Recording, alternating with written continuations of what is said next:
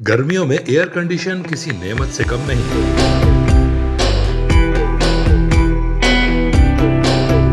मगर दुरुस्त एसी का इंतखाब कैसे करें? 1 टन, 1.5 और 2 टन एसी से क्या मुराद है?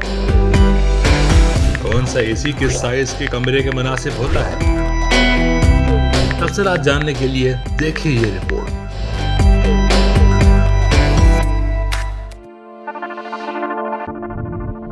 कमरे के हिसाब से दुरुस्त एयर कंडीशन का इंतखाब जरूरी है, वरना मुसलसल एसी चलने के बावजूद कमरे में ठंडक तो नहीं होगी, मगर बिजली का भारी बिल आपके लिए जरूर मुसीबत बन जाएगा। अगर आपका कमरा छोटा यानी 10 बाय 10 फीट या 12 बाय 12 फीट का है तो इस कमरे के लिए 1 टन का एसी मुनासिब है। अगर कमरा दरमियाना यानी 150 से 250 मुरब्बा फीट के दरमियान है तो इसे ठंडा रखने के लिए 1.5 टन के एसी की जरूरत होगी।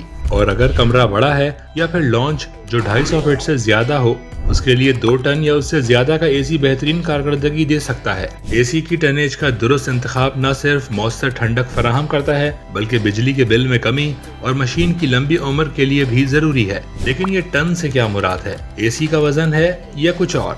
एसी में टन का मतलब है ठंडक पैदा करने की सलाहियत या कूलिंग कैपेसिटी। ये हमें बताता है कि 1 घंटे में एसी कितनी गर्मी या हीट बाहर निकाल सकता है। 1 टन एसी 12,000 BTU गर्मी फी घंटा निकालता है। 1.5 टन एसी 18,000 BTU फी घंटा।